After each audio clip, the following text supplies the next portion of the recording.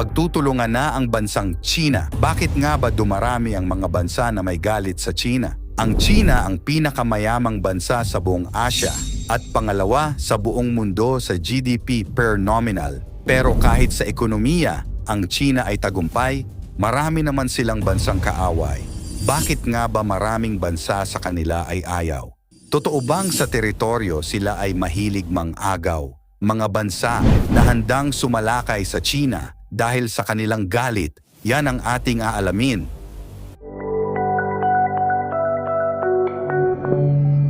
Pang-10, Vietnam. Ang galit ng Vietnam sa China ay nag-ugat pa noong Sino-Vietnamese War noong 1979 hanggang 1990. Bukod dito, ang isa pa sa kinagagalit ng Vietnam ay ang pagkuha ng China sa Paracel Island na itinuturing ng Vietnam na kanilang teritoryo. Ang pagpapadala ng China ng barko sa lugar ay nagbigay ng pangamba at pagtutol sa magkakalapit na bansa. Ang pag-angkin ng China sa malaking bahagi ng South China Sea. Pang-siyam, South Korea. Ang nagpapainit ng tensyon sa China at South Korea ay ang kasunduan ng Amerika at South Korea sa pagbuo ng armas pangdigma na may kinalaman sa nuclear.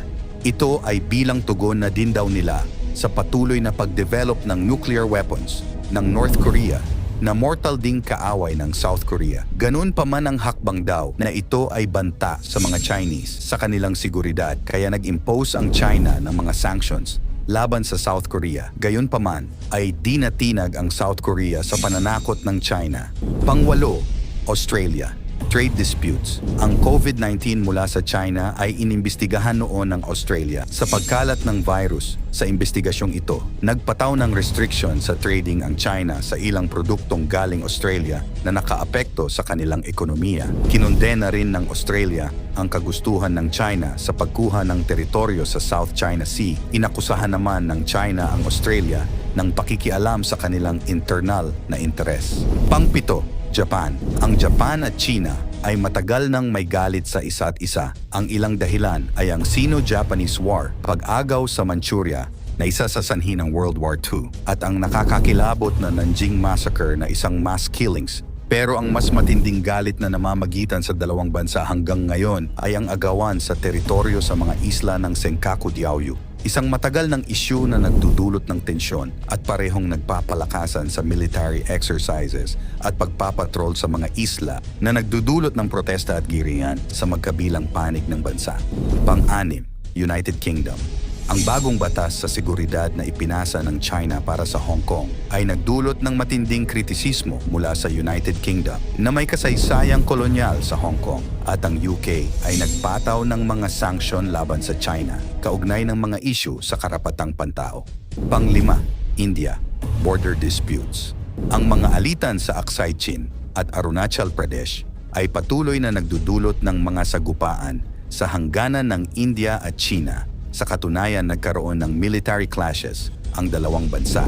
Naganap ito noong 1962 nang agawin ng China ang Tibet. Ang digmaang ito ay tinawag na Sino-Indian War, at ayon sa mga ulat, tumatawid pa rin ang tropang Chino sa line of actual control, isang tiyak na hangganan na naghihiwalay sa dalawang bansa. Dito minsang nagkakasagupa ang dalawang bansa at humimok sa mga Indiano na mag-boycott ng mga produktong gawa sa China at magpanukala ng mas matapang na hakbang.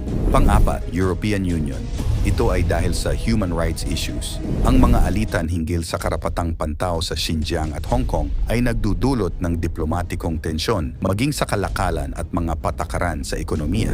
Pang-5, Taiwan, o tinatawag ding the Republic of China. Kamakailan lamang ay napakainit ng tensyon sa pagitan ng China at Taiwan ayon sa kasaysayan. Matapos kasi ang civil war sa China, ang Nationalist Party ay tumakas pa Taiwan at nagtatag ng hiwalay na pamahalaan.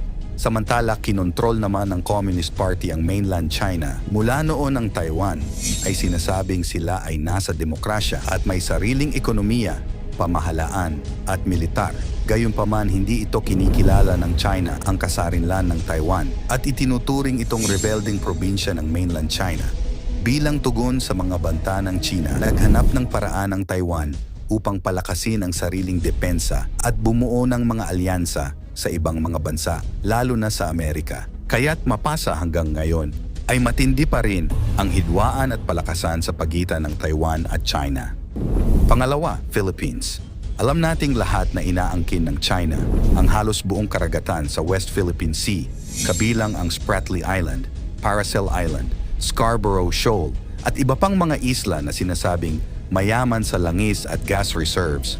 Bagamat may pandaigdigang batas, ay patuloy pa rin sa pag-angkin at pagiging aggressive ng China at pagpapatayo ng mga military outpost. Ito'y nagdulot ng tensyon at nakararanas ng ilang insidente ng pambubuli, panghaharas at pananakit sa mga sundalong Pilipino mula sa Chinese Coast Guard. Sa pahayag naman ni Pangulong Bongbong Marcos sa Philippine Air Force sa anibersaryo nito, sinabi ng Pangulo na mahalaga nang magkaroon ang kapasidad ang Pilipinas na depensahan ang ating teritoryo sa pamamagitan ng mga bagong armas. Una nang sinabi na palalakasin at dadagdagan pa ng AFP ang mga BrahMos missile system na nabili mula sa India at sasamahan ng mas makabagong HIMARS missile system mula sa Amerika. Ikaw, bilang Pilipino, sa issue ng West Philippine Sea, ano ang masasabi mo dito, Kasuksay? Ikomento mo naman ito sa ibaba. At ang ating number 1, United States of America. Noon pa man ay mayroon ng tunggalian ang dalawang malaking bansang ito. Ang economic tensions sa trade war at mga tariff disputes ay nagdulot ng malalim na tensyon sa pagitan ng Amerika at China. Inaakusahan din ng US ang China sa pagnanakaw ng intellectual property, mga spy issue tungkol sa COVID-19 at paglabag sa karapatang pantao. Ang mga territorial dispute sa South China Sea ay isa rin sa malaking pinagtatalunan na nagdudulot ng mga pag-aalala tungkol sa posibleng military conflict na maaaring magdulot ng matinding epekto sa mundo. Kung ang mga bansa na may tensyon o alitan sa China ay magsanib puwersa laban dito, maaaring magkaroon ng malalaking pagbabago sa seguridad at ekonomiya. Posibleng magkaroon ng geopolitical realignment, coalitions and alliances.